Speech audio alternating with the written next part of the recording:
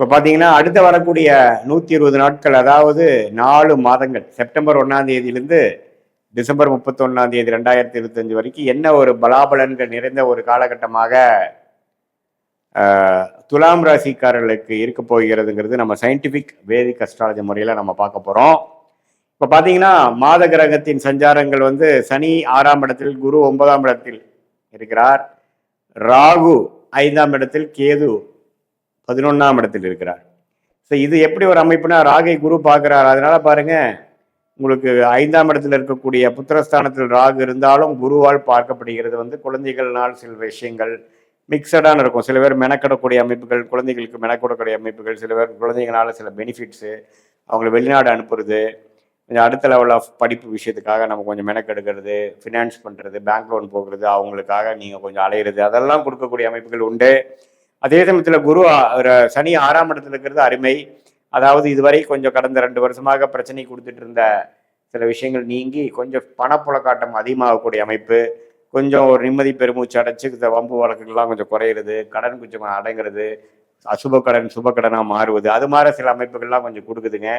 அதே சமயத்தில் இதுவரை 1 வருடம் அஷ்டமத்தில் போன குரு பார்த்தீங்கன்னா 9ஆம் இடத்துல வந்து ராசியை பார்க்கும் பொழுது கொஞ்சம் பிரைட்டாக சிலதெல்லாம் யோசிக்கிறது, கொஞ்சம் வாழ்க்கையில் இதுவரை செய்த தவறுகளை மறந்து இப்போ என்ன பண்ணலாம், அடுத்து நம்ம ஜெயிக்கிறதுக்கு என்ன வழி, அதுலேருந்து மீண்டு வருவதுக்கு என்ன வழி. ஏன்னா வாழ்க்கையே பார்த்தீங்கன்னா எல்லா டைமும் ஒரே மாதிரி போகிறது இல்லை, அப்ஸ் அண்ட் டவுன்ஸாக போயிட்டு இருக்கிறதா லைஃப் இல்லைங்களா. அதில் வந்து அஷ்டமத்தில் போன குரு அது மாதிரி இருக்கக்கூடிய அமைப்புலேருந்து இப்போ குரு ராசியை பார்க்கும் பொழுது கொஞ்சம் நம்ம லாஸ்ட் டைம் என்னென்ன தப்பு பண்ணோம், எது மாதிரி இம்ப்ரூவ் பண்ணியிருக்கலாம், இன்னும் ஒரு உத்வேகமாக கொஞ்சம் திட்டம் போடுறது, ஒரு பிளான் போடுறது, ஒரு ஸ்கெடியூல் போடுறது, அது மாதிரி சில விஷயங்கள்லாம் செய்து அது மூலமாக வாழ்க்கையில் ஜெயிக்கலாங்கிறதுக்காக ஒரு உத்வேகம், ஒரு மோட்டிவேஷன் கிடைக்கக்கூடிய காலகட்டம் வந்துருச்சு. அது வந்து செப்டம்பரும் கண்டினியூ ஆகும், அக்டோபர் நவம்பரும் கண்டினியூ ஆகக்கூடிய அமைப்புகள் இருக்குது.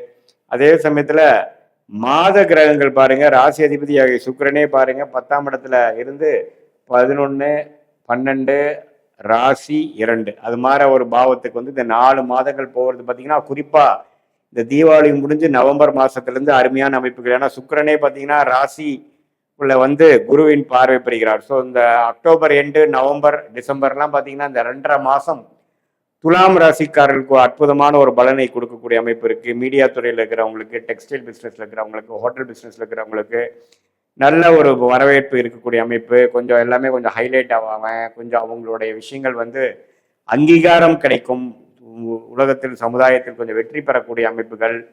அதே சமயத்தில் அவங்க சில முயற்சிகள் இதுவரை செய்கிறது வந்து டக்குன்னு செய்யக்கூடிய அமைப்புகள், ஒரு புதுசாக ஸ்டார்ட் பண்ணுறது ஏதோ ஒரு விஷயம், அதெல்லாம் கிடைக்கக்கூடிய அமைப்பு இருக்குது. அதே மாதிரி ராஜோகாதிபதி புதனும் பார்த்தீங்கன்னா ஓரளவுக்கு நல்ல அமைப்பில் இருக்கிறதுனால நல்ல ஒரு பணம், இதுவரை வரக்கூடிய பணங்களோட இப்போ வரக்கூடிய பணப்புழக்காட்டம் அதிகம், நிதி நிலைமை கொஞ்சம் அதிகமாகிறது, கேஷ் ஃப்ளோ இம்ப்ரூவ் ஆகுறது, நம்ம எதிர்பார்க்க பண வரவு வருவது, குடுக்கல் வாங்கல இதுவரைக்கும் இருந்த பிரச்சனைகள் தீர்வது, அது மாதிரி நல்ல விஷயங்கள் இருக்கு. செவ்வாய் பார்த்தீங்கன்னா 12ஆம் இடத்துலேயே இருந்து சில பிரச்சனைகள் கொடுத்துட்டு இருந்தவர் இப்போ லக்ன ராசிக்குள்ள வந்து 2ஆம் இடத்துல 3ஆம் இடத்துல வரும்பொழுது இந்த இடம் பூமி சம்மந்தப்பட்டது, இந்த ரியல் எஸ்டேட்டில் வந்து சில விஷயங்கள் சாதிக்கிறது, அதே சமயத்தில் மெடிக்கல் துறையில் இருக்கிறவங்களுக்குலாம் கொஞ்சம் நல்ல அமைப்புகள் உண்டு.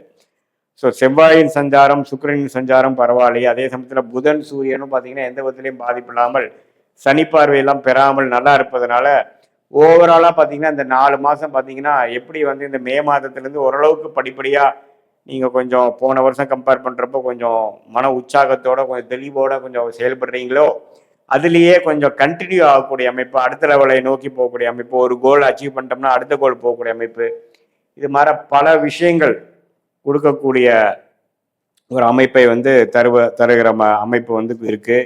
அதே சமயத்தில் இப்போ இது வந்து பார்த்தீங்கன்னா ஆண்டு கிரகத்தின் சஞ்சாரம், மாத கிரகத்தின் சஞ்சாரம் வச்சு துலாம் ராசிக்காரர்களுக்கு எப்படி ஒரு அமைப்பு இருக்கு.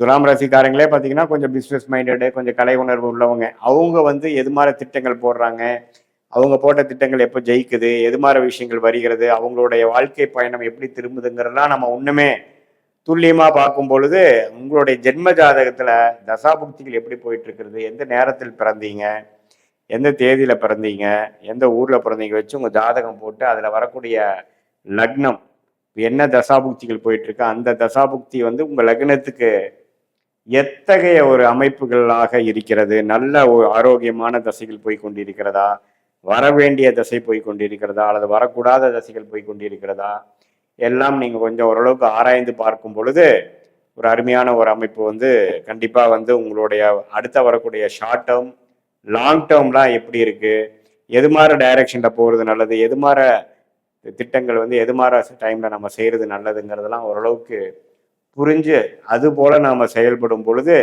நல்ல ஒரு growth, நல்ல தேவையற்ற சமய விரயங்கள், தேவையற்ற பொருள் விரயங்கள்லாம் தவிர்த்து நம்ம சயின்டிஃபிக் வேதிக் அஸ்ட்ராலஜி முறையில் எது மாதிரி விஷயங்கள் ஆண்டு கிரகம், மாத கிரகம், கோச்சார் அமைப்பு, உங்களுடைய துல்லியமான ஜாதகம் மூலமாக வரக்கூடிய தசாபுக் அமைப்பு ரெண்டையும் மிக்ஸ் பண்ணி பார்க்கும் பொழுது அடுத்த வரக்கூடிய தசாபுக்திகள், அடுத்த வரக்கூடிய காலகட்டங்களில் நம்ம என்ன மாதிரி விஷயங்கள் காத்து இருக்கிறது, அது மூலமாக எந்த டைரக்ஷனில் நம்ம போனால் நம்ம ஈஸியாக நம்ம ஜெயிக்கலாம், எது நமக்கு வந்து பிராப்தமாக இருக்கிறது, எது மாதிரி விஷயங்கள் நமக்கு பிராப்தமாக இல்லை. இந்த செப்டம்பர், அக்டோபர், நவம்பர், டிசம்பரில் பார்த்தீங்கன்னா குறிப்பாக இந்த செப்டம்பர் மாதம் முடிஞ்சதுக்கப்புறம் அக்டோபர், நவம்பர், டிசம்பர் மாதம் வந்து அந்த குருவின் பார்வை ராசி அதிபதி மேலே விழுகிறதுனால ஒரு நல்ல மேஜிக் மாதிரி சில விஷயங்கள் நடக்குதுன்னு நம்ம பார்த்தோம் இல்லைங்களா.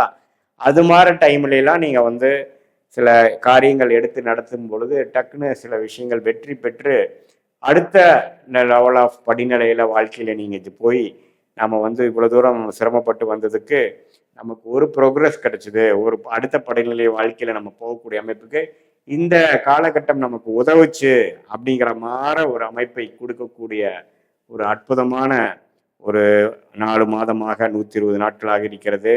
இப்போ பாருங்க, இந்த மே மாதத்துக்கு அப்புறமே வந்து இந்த குரு பயிற்சியினால குரு வந்து ராசியை பார்ப்பது இதுவரை போன வருடம்லாம் ஃபுல்லாக இருந்த அந்த கிளாரிட்டி இல்லாத ஒரு அமைப்பு, கிணத்தில் போட்ட கல் போல் இருக்கக்கூடிய சில விஷயங்கள்லாம் கொஞ்சம் ஃபாஸ்ட்டாக நடந்து நம்ம எண்ணம் எப்படி நினைக்கிறோமோ அதே மாதிரி சிலதெல்லாம் செய்யக்கூடிய அமைப்புகள், கான்டாக்ட்ஸ் எல்லாம் வந்துட்டு இருக்கு இல்லைங்களா. அது தொடர்ந்து இப்போ செப்டம்பர் மாதத்திலிருந்து அது வரக்கூடிய அமைப்புகள் கண்டிப்பாக உண்டு.